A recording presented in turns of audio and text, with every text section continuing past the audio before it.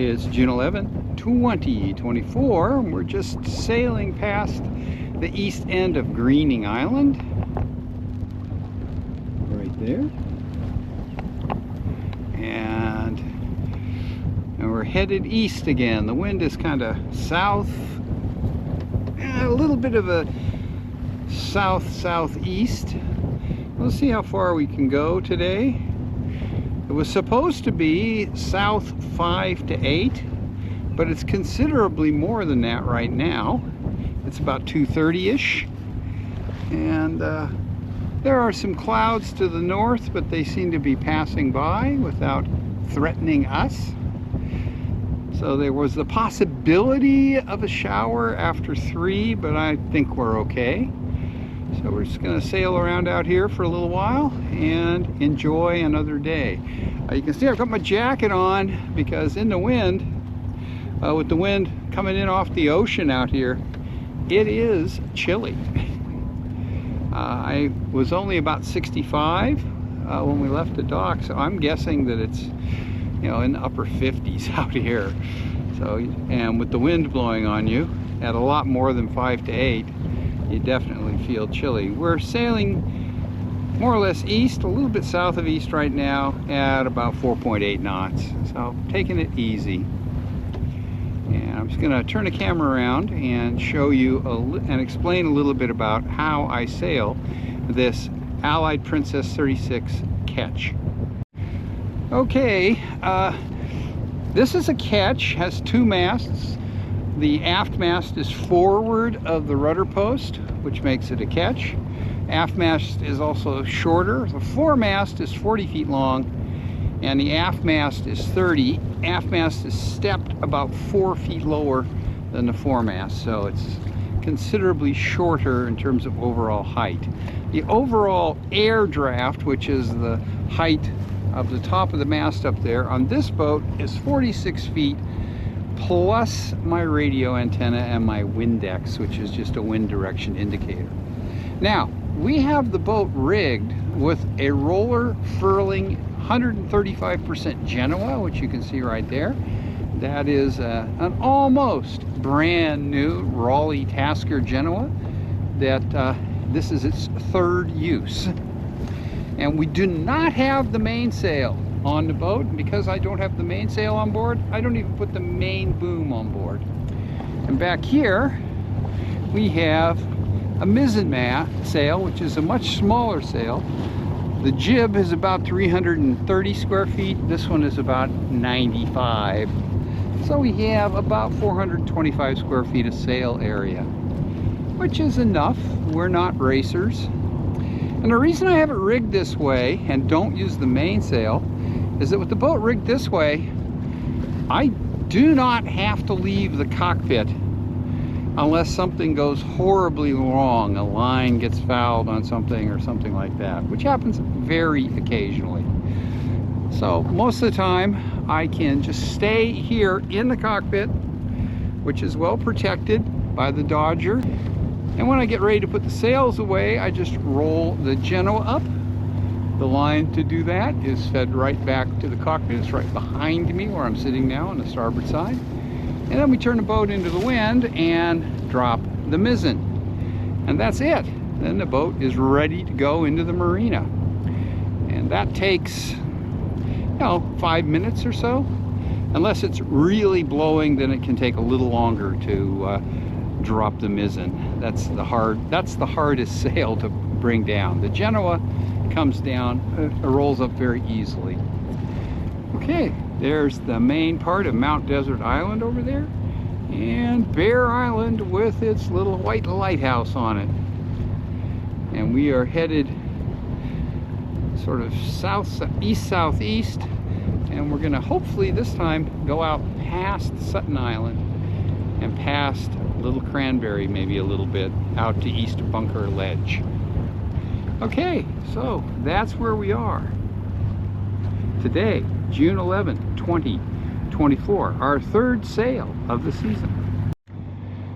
Okay, this is the south side of Sutton Island. We're still heading almost straight east now as we look at the island. The wind today looks like it's going to let us go past Sutton, which it has not been willing to do for the last couple times that we've been out. And it's still, the wind is a little bit southeast, and yeah, it's a bit east of south, which is good when we go back because we'll be heading west, so we'll be able to beam reach back as well. We're on a beam reach right now. And so we'll make it over here, get past Sutton Island, and have a look at what's outside the Cranberries for the first time of 2024. Well, this is a bit of a sight. That little red pusher tug pushed that barge over, black barge, and they offloaded a dump truck. There's obviously some construction going on there. I think the dump truck is gonna, it looked like it had fairly coarse gravel in it, so they'll dump the gravel and get right back on the barge and go, because they have a pretty narrow window when they can put a loaded dump truck ashore. You can see the dump truck in there dumping its gravel right now, and then they'll load it on a barge and go back. So I don't know what they charge to take a dump truck over here and back, probably $400 or $500. So add that to the normal cost of getting a load of gravel, plus an extra couple of hours for the driver and the truck. Okay, there they go. There's a little concrete pad there that they just made it up when they backed up it. It's pretty steep. And they're going to go back onto the barge.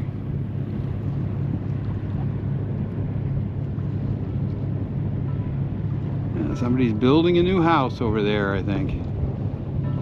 There goes the dump truck down onto the barge as we sail past Sutton. East end of the island is just ahead. And then we're going to be going along the north shore of Little Cranberry and out past East Bunker Ledge. There's a somewhat older, more sort of typical home for this side of Sutton Island. On the other side, there are some really grand mansions, if you will. This side is much smaller homes. And that one's pretty old too, central chimney and everything. Probably dates from early 1800s. These islands were all occupied back in the 1800s with fishing communities, but not so much anymore. Another somewhat nicer home right there in behind the trees. And these are all summer homes. No one lives there year-round anymore. Although they do have power and everything, so someone, if they had electric heat or a big pile of firewood, could live out here in the winter. But a lot of these homes were probably built as summer homes, and may not even have insulation or heat of any kind. So,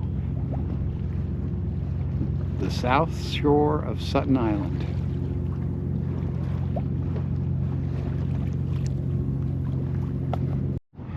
Alrighty, this is the east end of Sutton Island.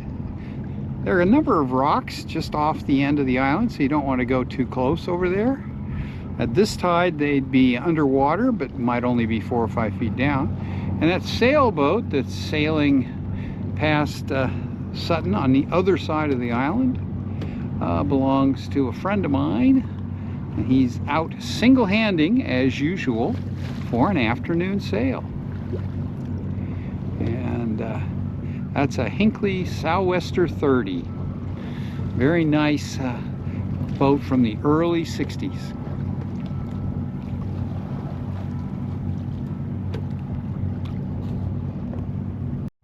Well, we're now east of Sutton Island. The houses on the shore over there are in the town of Mount Desert. And Seal Harbor is the village they're in.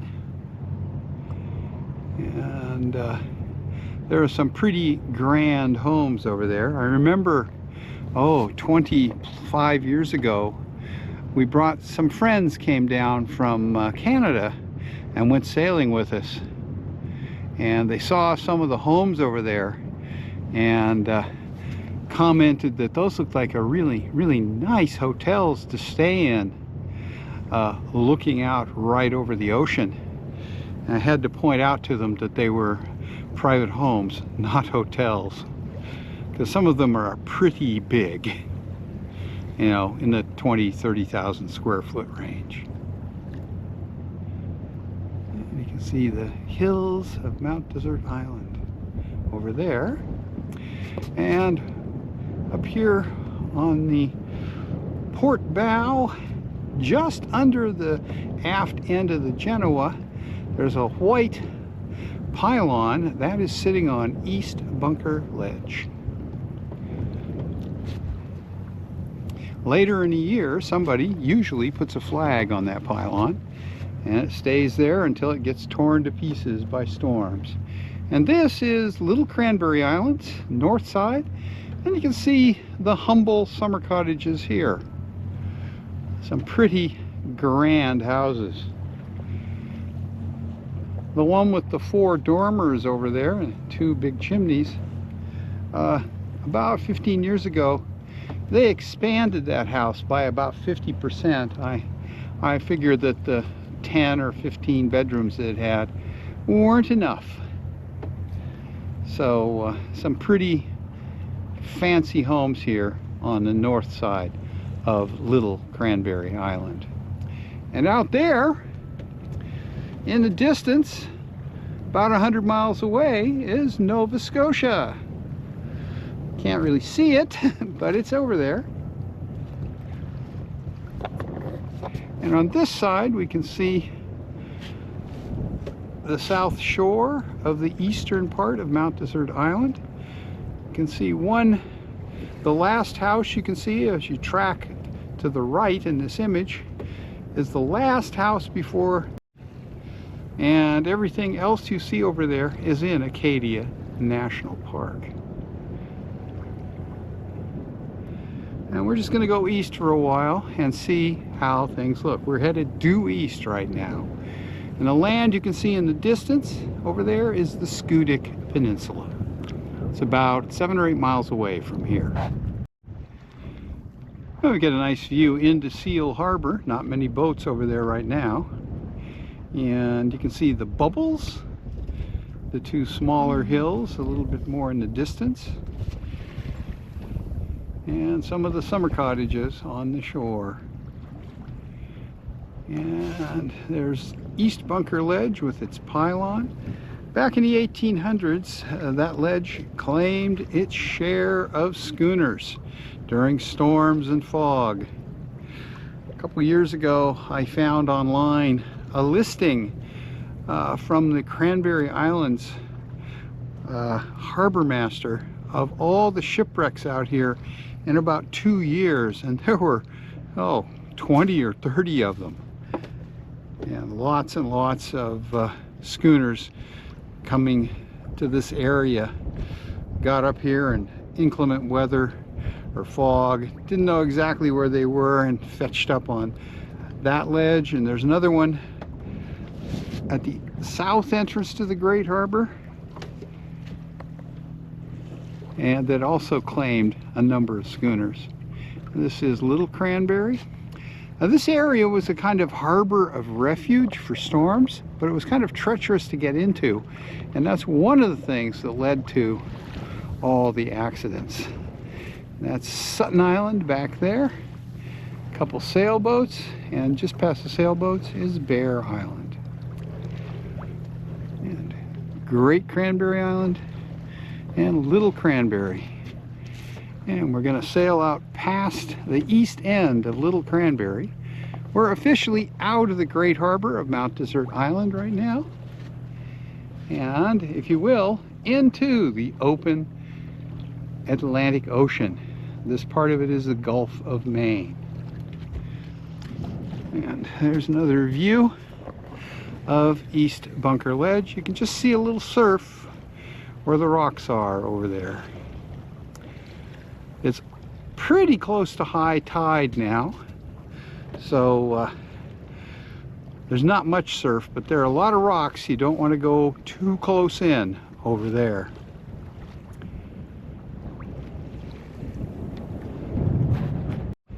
As we get out here into a little deeper water, we're starting to see some lobster gear. We're in about 90 feet of water right now. The sort of greenish float is what they call a toggle float, and the other float is the primary float. And there's a line between the two, so when you see that kind of setup, you don't want to go between the two floats, because there is a line just below the surface connecting the two floats. It's supposed to be what they call sink line, which is heavier than water, but if the wind is blowing pretty good, that line can be pulled up pretty close to the surface. And here's another toggled pair of floats. Actually, there's another one there. The white float and the red float are a toggled pair, and this green and white and yellow is another toggled pair. And it may seem like there's a lot of lobster gear out here if you're not familiar with the Maine coast, but for those of us who know the Maine coast, this is essentially no gear. And in a couple of months, there will be literally thousands of lobster traps out here. There are, a couple of hundred lobstermen that fish off of Mount Desert Island, and they pretty much all fish 800 traps each. So, even if there were only 100 lobstermen, that would be, what, 80,000 traps all in this area. So lots of lobster gear out here. And the Schoodic Peninsula across the entrance to Frenchman Bay from Mount Desert Island. And we'll continue east a little further until we're past the last buoy before we cross all the way across the entrance to Frenchman Bay. Okay. And there's East Bunker Ledge, pretty much due north of us right now. And we are pretty much past it as we continue east, which is our heading. Now we're coming up on the point where we're going to turn around and head back. You can see that buoy and just past under the Genoa. You can hear it ringing, and that's the easternmost buoy out of the Great Harbor of Mount Desert Island, with the Schoodic Peninsula in the distance. Now the coast of Maine, from here to the Canadian border, is pretty much an east-west coast. And the last town in Maine is Eastport. It's about 100 miles east of here. And so we got a ways to go, but once you get east of Schoodic, people tend to think of it as being out there. There aren't a lot of good anchorages. There are, a fair number. Probably find 100 or so, but compared to west, the other way, it's pretty slim pickings. Hey, this is a gong buoy. Looks like a 3-tone gong. It has 3 sort of individual gong forms and clappers that hit them. You can hear the differences in tone. And there's a good view right there of the 3-tone gong. Okay, we're gonna get a little bit past this and we'll tack around and head back to Southwest Harbor. Which from here, just a second, let me look at my chart plotter.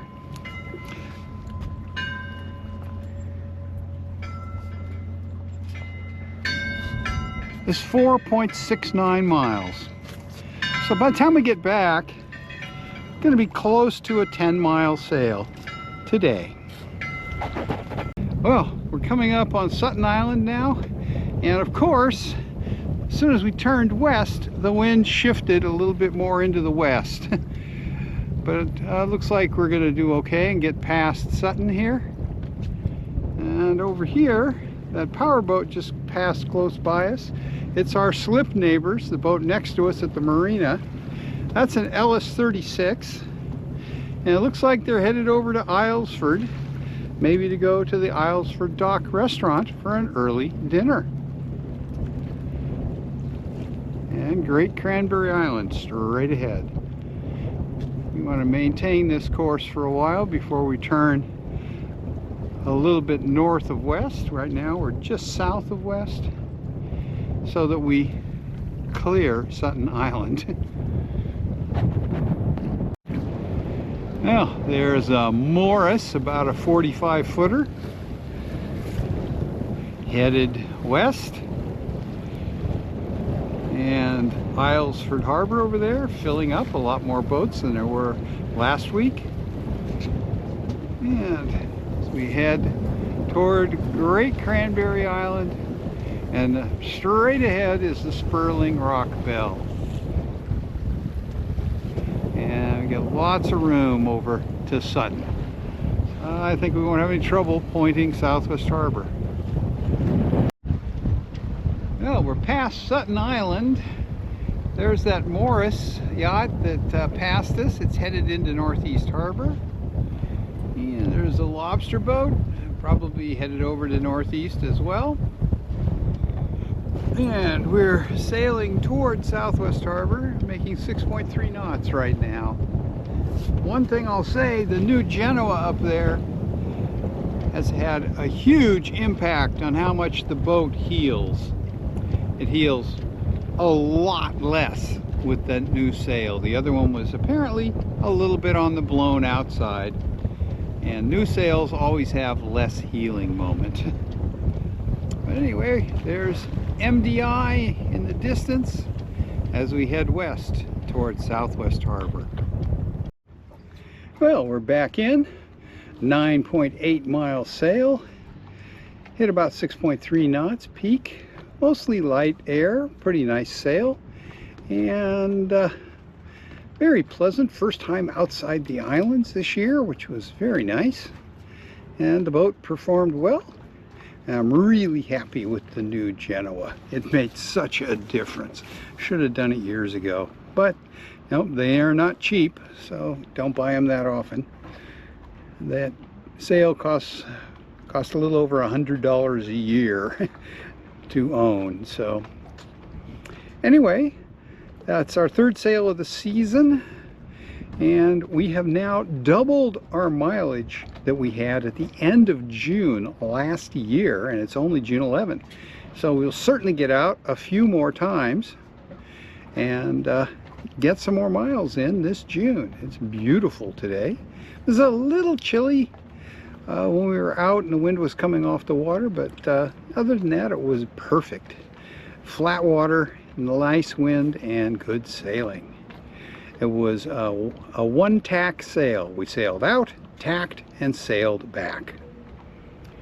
And we, because the wind shifted more and more westerly as we got towards Southwest Harbor, which it often does, we furled up just outside the mooring field and motored in the last mile. Anyway, thanks for watching.